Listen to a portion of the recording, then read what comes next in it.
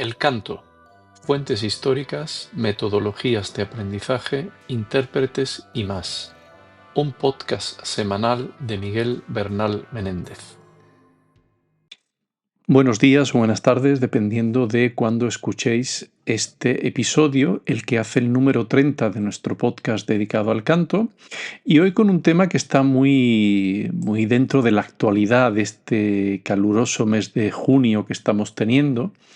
Ya estamos en la mitad, pasada la mitad del mes de junio, y como muchos profesores, muchos opositores sabrán, pues es el momento donde se termina el curso reglado, donde se realizan tareas administrativas de todo tipo, se atienden a los padres, se prepara el curso que viene, pero también es la época de las temidas oposiciones. Y aprovechando que muchos de vosotros o muchos de los interesados en este podcast y serán profesores o serán intérpretes o serán recientemente graduados que quieren o que están preparando la oposición o bien que están haciendo la oposición, quería dejar mis impresiones, mis ideas sobre qué se necesita para aprobar una oposición en la especialidad de canto. Ya sabéis que hay diferentes aspectos que confluyen en la preparación y en la superación de una oposición. Una oposición no es más, mejor dicho, un concurso oposición, es un proceso bastante largo, bastante extendido en el tiempo, que empieza con la convocatoria, con la publicación de la convocatoria, la preparación de los papeles, todo el tema burocrático de presentación de formularios, papeles, méritos artísticos que conforman los méritos que luego se sumarán a lo que es la oposición. Por eso se llama concurso oposición, para conseguir una plaza fija en la administración educativa, ¿no? Como profesor. ¿Qué se necesita? Básicamente hay varios aspectos fundamentales. Un dominio vocal y técnico del instrumento, en este caso estamos hablando de los cantantes. Se necesita una preparación del temario que la administración haya publicado con antelación. Se necesita demostrar una capacidad y una competencia pedagógica que tienes que demostrar delante de un tribunal, que la interpretación del programa, ya sabéis que al ser un conservatorio siempre hay una parte que suele puntuar bastante y que es el programa que se presenta, un programa de recital que puede tener una duración determinada, ¿no? Y que se publica normalmente en la convocatoria, y hay que demostrar una suficiencia artística, no tanto demostrar una voz fenomenal, pero sí un control y un conocimiento del instrumento, porque aquel instrumento que tú vas a enseñar se supone que debes de tener una competencia y un dominio técnico del instrumento. Luego también hay una cosa muy importante que es la preparación psicológica y la gestión emocional. Hoy en día está muy en boga esto del mindfulness, ¿no? El control del estrés, las técnicas de relajación, visualización, respiración, la confianza, la práctica a solas de lo que luego va a ser la prueba. Y luego hay una cosa muy importante que a veces se olvida, y es conocer el procedimiento administrativo. Si bien uno no tiene por qué ser un especialista en derecho administrativo, pero para bien o para mal, todos los procesos selectivos están reglados, se basan en una convocatoria que se basa asimismo en una normativa. Hay que conocer muy bien la normativa para no meter la pata en cuanto a las fases de la oposición, cómo se van a baremar los méritos de todo tipo que tú presentes, y comprender cuál es lo que luego va a ser en la evaluación de ese proceso, cuáles son los criterios de evaluación, cuáles son las fases, los plazos y los baremos aplicables. Por tanto, es muy importante como opositor estar muy centrado en todos estos aspectos. En cuanto a la primera parte, ya sabéis que normalmente la prueba de oposición se prepara un programa un programa de recital que puede tener una duración determinada, ¿no? Normalmente puede ser 15, 20, 30 minutos, ¿no? Y el tribunal puede o no interrumpir la interpretación. A veces pensamos que cuando hacemos un recital, este mini recital que se hace delante de un tribunal, pensamos que si se nos toca la campanilla o se nos interrumpe o si el tribunal ha decidido que puede interrumpir la interpretación de tu programa, pues que te interrumpen porque lo haces muy mal. Pues esto, yo que he sido miembro de un tribunal, no tiene por qué ser así. Hay veces que opositores, candidatos a esa plaza, lo hacen estupendamente y a lo mejor en 2 o 3 obras vemos por la diferencia o por las cuestiones del repertorio, los géneros distintos, los idiomas, pues vemos que ese candidato no necesitamos escuchar 40 minutos de recital. Y al contrario, hay candidatos que se les escucha todo el programa porque, digamos, se quiere dar una oportunidad, porque a lo mejor su nivel artístico no es muy alto, pero queremos dar una oportunidad para escuchar todo el programa y así ver si efectivamente, teniendo una visión global de ese programa, es salvable esa parte de la oposición. Pero hay que insistir en una cosa muy importante. A veces compañeros, colegas en este mundo del canto, que no es tan grande como parece, en los procesos selectivos de canto, por lo menos en España, no es que haya multitudes. Y al final todo el mundo se conoce, ¿no? Más o menos ahí has escuchado en conciertos, en óperas, has compartido un curso, has estado en un seminario, o sea, más o menos nos podemos conocer. Y hay que, a veces te viene el feedback, ¿no? De un opositor que dice, bueno, es que he suspendido la oposición, pero yo hice un recital buenísimo, y a lo mejor es verdad. Pero esto no quiere decir que apruebes la oposición solo porque tu recital fue maravilloso, porque hay otras partes que compete a todo el proceso de la oposición y que hacen media. Es decir, si tú no eres capaz de demostrar una capacidad pedagógica, una competencia en asuntos pedagógicos, si el tema escrito, ahora hablaremos del tema escrito, no lo completas es decir, haciendo un tema que demuestre un control y un conocimiento del tema que te ha tocado, pues evidentemente, y luego en el tema del análisis, por ejemplo, que se realiza, pues también hay que demostrar que se conoce muy bien la metodología de la enseñanza de una obra que normalmente se pone. Pero bueno, en cuanto al dominio vocal y técnico y a la interpretación, se va a esperar un sentido estilístico, un dominio escénico, una dicción correcta, la comprensión de lo que se está cantando y, por supuesto, tener una, es decir, un conocimiento de los idiomas que se interpreten, hacerlo con propiedad y con una dicción adecuada. La compenetración con el pianista, esto es muy, muy, muy importante para la prueba práctica. A veces pensamos que ahorrando en no pagar o no contar con un repertorista muy bueno o de mucho nivel, nos vamos a ahorrar unos euros pero creo que va a ser peor. Siempre mi consejo es contar con el mejor repertorista disponible y ensayar, planificar los ensayos, tener una constancia y preparar muy bien la prueba práctica para que si el 100%, llegar al 100% en los ensayos con el repertorista significa que en la prueba práctica, si pierdes, vas a perder como mucho un 20%. Pero si te faltan ensayos, te falta compenetración con el pianista, con el repertorista, vas a perder mucho más y esa prueba vas a fallar. Entonces, mi consejo es este.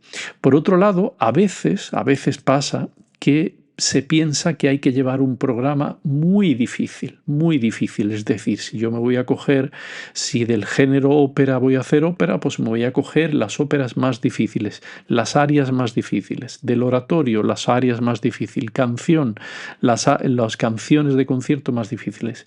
Es mucho mejor organizar un programa que tenga una coherencia estilística y una coherencia vocal, que eso es también muy importante. Es decir, Si yo soy una voz, vamos a poner una voz lírico ligera, no cantemos repertorio que te vaya a pedir un volumen o un grosor o una textura de voz mucho más grande. Es decir, ser coherente con la elección del repertorio.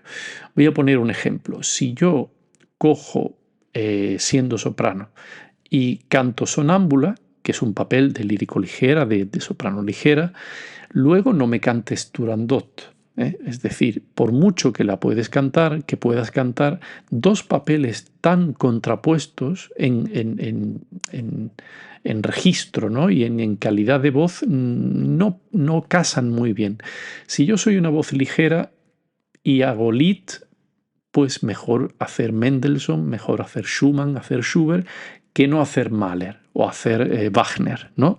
No hacemos los Rückert-Lieder y los Wesendonck-Lieder, por ejemplo, en vez de cantar para una voz ligera, cantar un repertorio que por ser más ligero no es más fácil. Mendelssohn no es más fácil que Wagner. Donizetti no es más fácil que Verdi o que Mascagni. Esto hay que tenerlo en cuenta. Una coherencia en la preparación del repertorio y que se vean diferentes estilos para que el tribunal aprecie muy bien que somos capaces de controlar y demostrar una versatilidad estilística y técnica en diferentes géneros. Luego hay otra prueba que es muy importante también, bueno, todas son importantes, que es la prueba de la defensa del tema teórico. Ya sabéis que el tema teórico es un tema que se saca por sorteo del temario que el opositor ha de preparar, es decir, los temarios de las oposiciones, los temas teóricos, que pueden ser 30, 40, 50, 60 temas, esto depende de la convocatoria y de lo que venga publicada en la normativa. Normalmente el tribunal saca 2 temas a sorteo y el opositor elige el tema escrito que deberá elaborar en 2 horas, más o menos, deberá elaborar ese tema de su elección. No creo que sea muy buena idea estudiar un temario a la mitad y dejarse la mitad, porque podemos incurrir en el error de que a lo mejor vamos a poner que sean 50 temas y salga a sorteo el tema 45 y el tema 50.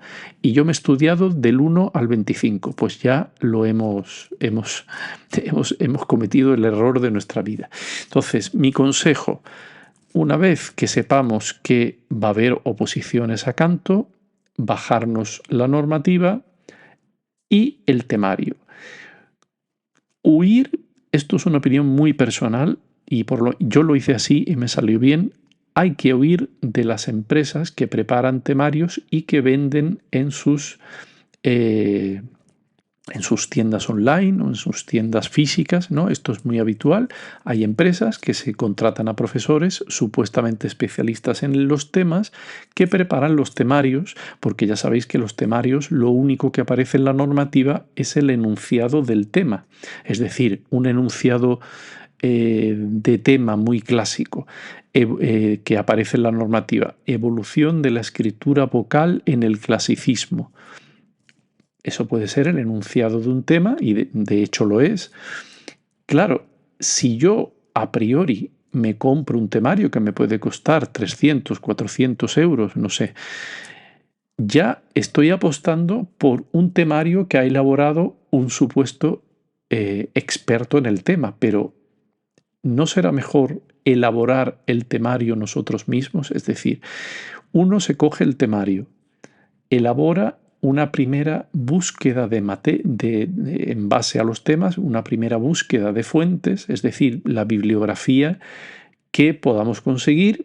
Evidentemente hay muchísima bibliografía sobre el canto, no en castellano, pero sí en inglés, en alemán, en italiano, en francés, hay muchísima bibliografía. Cogemos esa bibliografía y la elaboramos poquito a poco. Una cosa muy importante que a veces no se tiene en cuenta: en 2 horas, posiblemente, si escribimos y lo tenemos rápido y lo tenemos muy claro, podremos escribir 8, 9 folios 10 folios como mucho. Entonces, elaborar el tema todo lo largo que contéis que vais a poder escribir. Si cada tema tiene 30 folios, pues evidentemente eso lo que voy a tener que hacer es una labor de resumir ese tema para escribirlo si me cae la oposición. Entonces, mejor elaborar temas más reducidos, más concretos y yendo a los epígrafes que vienen en la normativa, pero que no sea muy largo.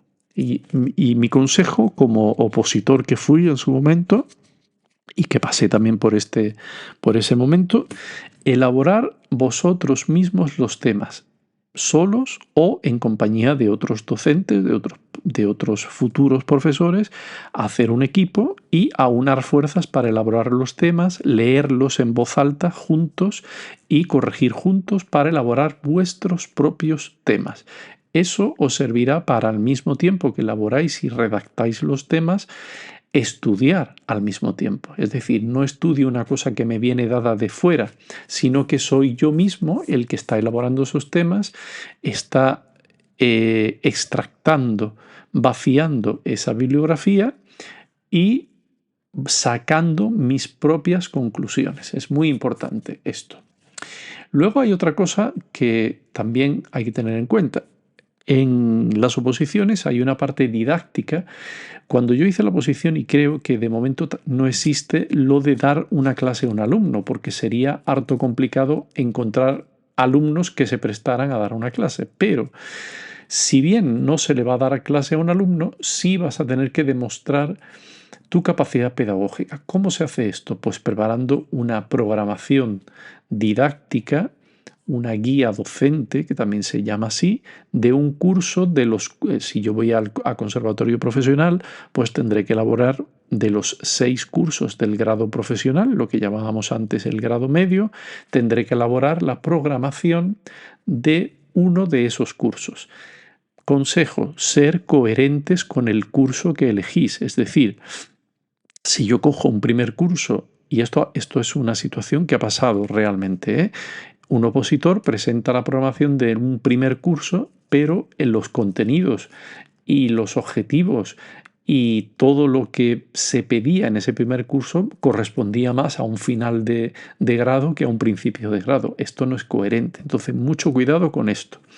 Luego tener en cuenta que habrá un debate con el tribunal en base al análisis que se le va a plantear. Es decir, el tribunal elige una partitura que puede ser conocida o puede ser desconocida para el gran público, digamos así, cantante, repertorio, digamos, clásico. Es decir, te puede caer An die Musik de Schubert, vamos a poner una obra como paradigmática, ¿no?, del género de Lied, o te puede caer el Addio del Passato de la Traviata, ¿no? Evidentemente, estas son obras que todo el mundo conoce dentro del mundo del canto y que puedes tener una visión y una manera de analizar esta partitura y tal.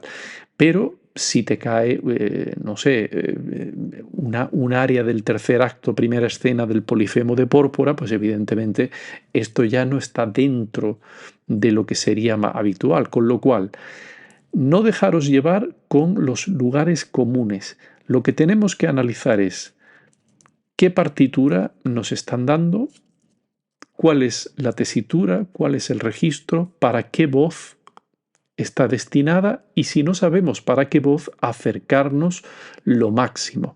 Si nos pasan una partitura escrita en claves antiguas, pues evidentemente saber que si está escrita en primera será para un tiple, un soprano, si está escrita en tercera será para un alto o una mezzosoprano, do en cuarta tenor y fa para bajo. Digo esto porque pasó una vez que una partitura en clave de fa, alguien dijo que era para un contratenor o un alto masculino, en fin, o sea, una clave de fa normalmente es para una voz grave. Entonces, cuidado con esto. Y lo que el tribunal normalmente va a esperar de ese análisis no es tanto un análisis armónico, de forma y de textura. Esto lo vamos a dejar para otras especialidades.